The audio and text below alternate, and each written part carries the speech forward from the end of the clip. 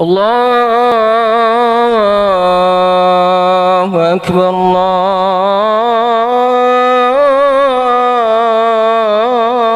الله أكبر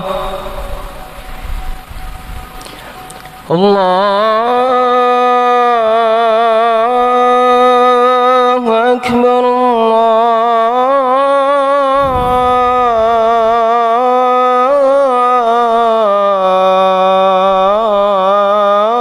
الله أكبر أشهد أن لا إله إلا الله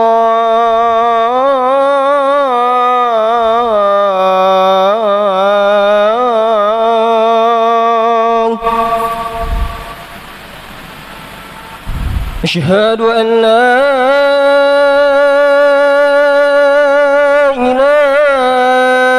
إله إلا الله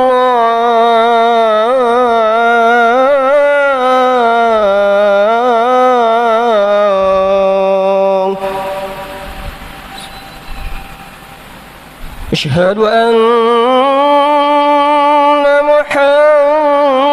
محمد رسول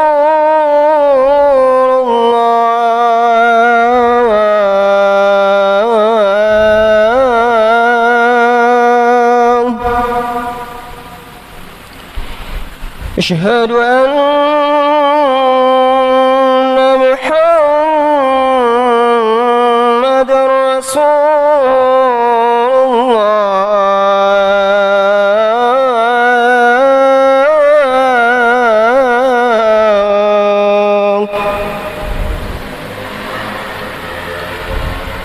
حي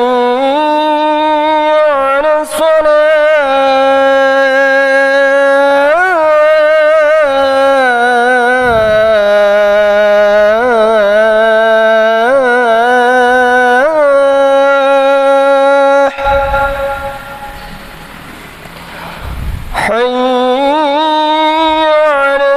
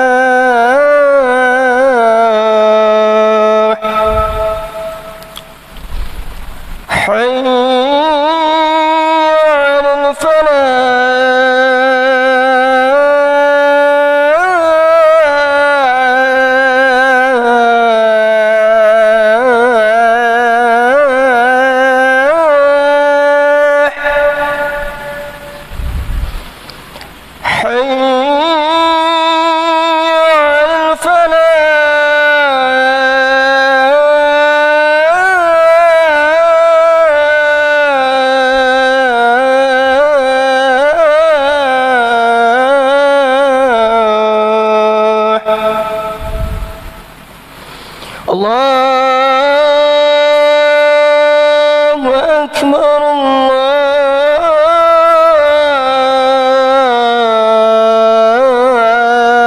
الله أكبر لا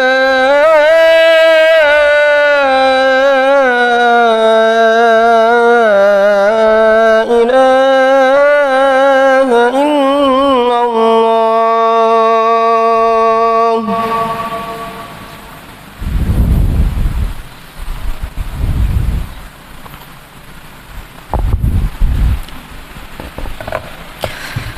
إن الحمد لله نحمده ونستعينه ونستغفره ونعوذ بالله من شرور أنفسنا وسيئات أعمالنا من يهده الله فلا مضل له ومن يضلل فلا هادي له أشهد أن لا إله إلا الله وحده لا شريك له وأشهد أن محمدا عبده ورسوله صلى الله عليه وعلى آله وأصحابه ومن تبعهم بإحسان إلى يوم الدين أما بعد فيا عباد الله أوصي نفسي وإياكم بتقوى الله يا أيها الذين آمنوا اتقوا الله حق تقاته ولا تموتن إلا وأنتم مسلمون. وقال في آية الأخرى وقال الرسول يا ربي إن قوم اتخذوا هذا القرآن مهجورا. Ma'asyiral muslimin rahimani wa rahimakumullah. Alhamdulillah, syukur kita panjatkan kepada Allah Subhanahu wa taala atas segala curahan nikmatnya, atas segala curahan pertolongannya. Tanpa petunjuk Allah Subhanahu wa taala, tentu kita akan tenggelam dalam lautan kesesatan. Sungguh suatu nikmat yang luar biasa, nikmat yang sangat besar, karena Allah hingga detik ini masih mengakui kita sebagai orang-orang yang beriman, ditandai dengan kita dimudahkan melangkahkan kaki-kaki kita, meniatkan dalam hati kita untuk mendatangi panggilannya, untuk melaksanakan perintahnya, yaitu melaksanakan ibadah salat Jumat pada siang hari ini. Mengapa demikian? Karena Allah Subhanahu wa taala memerintahkan kita untuk melaksanakan ibadah salat Jumat dibuka dengan kalimat iman. Dibuka dengan kalimat iman, yang artinya kalau kita melaksanakan perintah tersebut, artinya kita adalah bagian orang-orang yang beriman tersebut. Kedua kalinya salawat serta salam semoga tetap tercurah limpahkan kepada baginda Rasulullah sallallahu alaihi wasallam beserta keluarga, sahabat serta pengikutnya yang senantiasa berpegang teguh kepada jalan sunnahnya, senantiasa menjalankan sunnah-sunnahnya. Ma'asyiral muslimin rahimani wa rahimakumullah. Pada kesempatan yang mulia hari ini, pada siang yang mulia hari ini, tidak lupa khatib untuk berpesan, untuk berwasiat kepada diri khatib pribadi dan umumnya kepada para jamaah sekalian untuk senantiasa meningkatkan keimanan serta ketakwaan kepada Allah Subhanahu wa taala. Takwa dalam artian menjalankan ibadah sesuai dengan syariat yang telah dituntunkan oleh Allah dan juga Rasulnya. Takwa dalam artian menjalankan semua perintah Allah Subhanahu wa taala dan juga menjauhi larangannya, serta senantiasa meningkatkan bekal takwa kepada Allah Subhanahu wa taala. Karena sebaik-baik bekal bagi kita di dunia dan akhirat adalah takwa. Wa tazawwadu fa inna khairaz zadi taqwa. Bekal terbaik bagi kita itu adalah takwa. Manakala kita meningkatkan takwa kita, mempunyai bekal takwa yang cukup, maka insya Allah dunia dan akhirat kita akan selamat. Ma'asyiral muslimin rahimani wa rahimakumullah. Menjadi bahan renungan bagi kita 14 abad yang lalu, 1400 tahun yang lalu, Rasulullah sallallahu alaihi wasallam mengadu kepada Allah Subhanahu wa taala. Rasulullah sallallahu alaihi wasallam curhat kepada Allah Subhanahu wa taala. Beliau menceritakan, menyampaikan kondisi umatnya pada masa itu 14 abad yang lalu. Beliau menyampaikan, mengadukan kepada Allah Subhanahu wa taala kondisi umatnya, yang mana pada masa itu para kafir Quraisy meninggalkan Al-Qur'an. Jadi meninggalkan Al-Quran, oleh karena kemudian Rasulullah Sallallahu Alaihi Wasallam mengadukannya kepada Allah Subhanahu Wa Taala. Aduan Rasulullah Sallallahu Alaihi Wasallam ini termaktub dalam surah Al-Furqan ayat 30. Wa qala Rasul, Ya Rabbi, inna qaumin takhadu hadzal Qur'ana mahjura. Berkatalah Muhammad, Ya Rabbi, wahai Tuhanku, inna qaumin takhadu hadzal Qur'an, sesungguhnya kaumku menjadikan Al-Quran ini mahjura. Kalau biasanya kita mendengar kata hijrah, yang artinya kita berpindah dari satu tempat ke tempat yang lainnya, tetapi dalam ayat ini Rasulullah SAW menggunakan kata mahjura, yang artinya Al-Quran dijadikan sesuatu hal yang ditinggalkan. Jamaah rahimani wa rahimakumullah. Aduan yang disampaikan Rasulullah Sallallahu Alaihi Wasallam kepada Allah Subhanahu Wa Taala dalam surah Al-Furqan ayat 30 ini merupakan suatu aduan yang harus kita renungkan. Betapa pentingnya aduan Rasulullah Sallallahu Alaihi Wasallam. Kalau kita melihat kondisi kita saat ini, kondisi umat saat ini, maka ayat ini masih relevan. Ayat ini tidak hanya diperuntukkan bagi 14 abad yang lalu, tapi kalau kita melihat sekitar kita, masih banyak yang meninggalkan Al-Quran, tidak dekat dengan Al-Quran, maka ayat ini masih relevan dengan kondisi kita saat ini. Oleh karenanya, marilah kita dekatkan diri kita dengan Al-Quran. Jangan sampai hari-hari kita terlewati tanpa dekat dengan Al-Quran. Padahal Al-Quran itu adalah suatu hal yang sangat mulia. Al-Quran adalah kitab yang paling mulia. Imam Ibnu Rajab rahimahullah mengatakan bahwasanya siapapun itu yang dekat dengan Al-Quran, pastilah dia mulia. Sebagai contoh, malaikat yang menyampaikan wahyu, karena dia menyampaikan wahyu, maka dia menjadi malaikat yang mulia, yaitu malaikat Jibril. Kemudian bulan di mana Al-Quran diturunkan di dalamnya, maka seketika itu bulan suci Ramadan menjadi bulan suci yang paling mulia, karena Al-Quran diturunkan di dalamnya. Kemudian malam yang sangat mulia, yaitu malam Lailatul Qadar, di mana Al-Quran diturunkan pada malam tersebut. Oleh karenanya malam itu menjadi malam yang paling mulia. Dan kemudian manusia yang di mana diberikan mukjizat Al-Quran, beliau Rasulullah SAW menjadi manusia yang paling mulia di muka bumi ini. Ma'asyiral muslimin rahimani wa rahimakumullah. Ayat ini aduan Rasulullah kepada Allah Subhanahu wa taala turun ketika beliau berdakwah 14 abad yang lalu. Ketika itu banyak orang kafir Quraisy yang kemudian enggan untuk menerima Al-Qur'an. Lalu kemudian Rasulullah mengadu kepada Allah Subhanahu wa taala.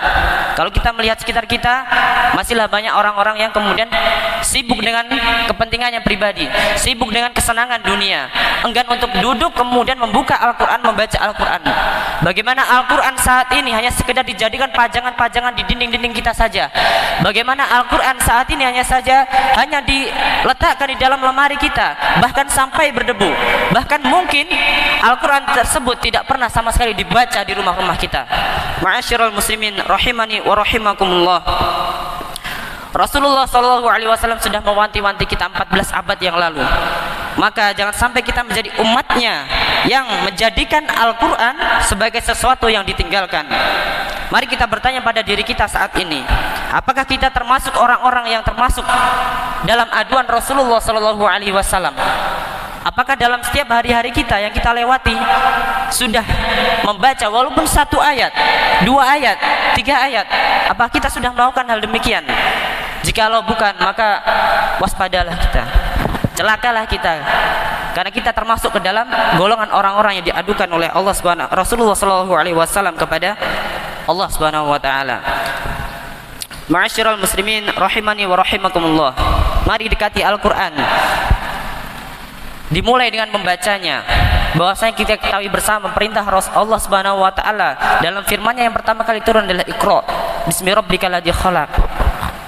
Kita diperintahkan untuk membaca. Oleh karena itu marilah kita baca Al-Qur'an. Awali dengan membaca Al-Qur'an. Oleh karena itu kita jadikan dalam setiap hari kita minimal 1 halaman untuk membaca Al-Quran. Jangan sampai hari-hari kita terlewati tanpa membaca Al-Quran, karena Al-Quran kelak pada yaumil qiyamah akan datang pada kita. Yang pertama, dia akan menjadi hujjatun lana, menjadi pembela bagi kita. Kemudian yang kedua adalah hujjatun alaina, atau menjadi atau akan menghinakan kita karena kita telah meninggalkan Al-Quran. Jadi Al-Quran akan menjadi pembela manakala kita dekat dengan Al-Quran, mengamalkan Al-Quran, berpegang teguh kepada Al-Quran. Tapi juga akan menjadi menghinakan kita manakala kita meninggalkan Al-Quran. Ma'asyiral muslimin rahimani wa rahimakumullah. Oleh karena itu janganlah kita kemudian heran jikalau kondisi bangsa kita saat ini banyak yang korupsi, banyak penjahat, banyak melakukan perbuatan kejahatan. Jikalau dia mengetahui konsep melakukan perbuatan jahat, wa makrus sayyi'u illa bi ahli. Jadi orang yang berbuat kejahatan, nantinya kejahatan itu akan kembali kepada dirinya sendiri. Itu adalah konsep berkehidupan. Kalau orang tidak mengetahui konsep tersebut, maka banyak yang berbuat kejahatan. Maka kembali kepada Al-Quran. Kita lihat konsepnya ada dalam Al-Quran. Allah Subhanahu wa taala mengancam bahwasanya ketika kita tidak dekat dengan Al-Quran, memegang teguh Al-Quran, maka Allah akan menghinakan.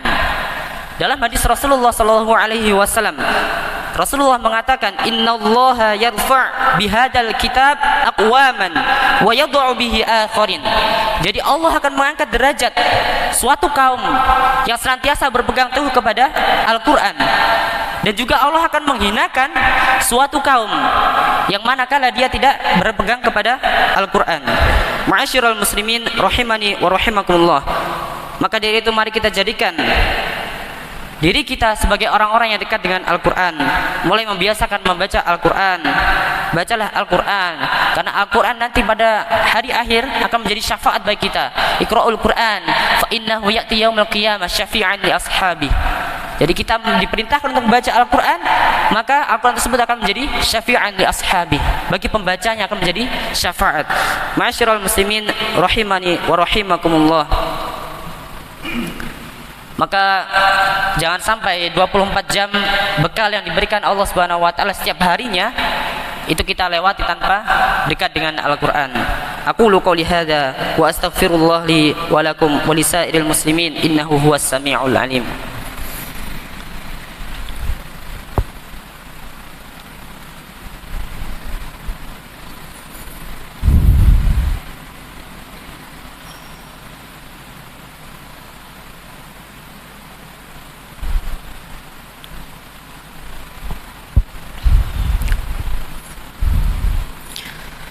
Alhamdulillahi Rabbil Alamin, wassalatu wassalamu ala Rasulillahil Mustafa wa ala alihi wa sahbihi ajma'in.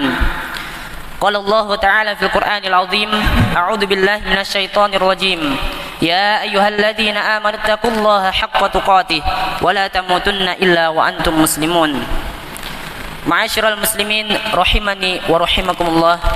Pada khutbah yang kedua ini, marilah kita sejenak menundukkan hati kita untuk berdoa kepada Allah Subhanahu wa taala agar senantiasa kita didekatkan dengan Al-Qur'an, senantiasa hari-hari kita jauh dari Al-Qur'an, senantiasa setiap hari kita terpaut dengan Al-Qur'an.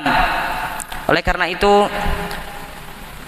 marilah kita senantiasa untuk selalu dekat dengan Al-Qur'an, dan marilah kita berdoa kepada Allah Subhanahu wa taala agar Allah selalu mendekatkan kita kepada Al-Qur'an.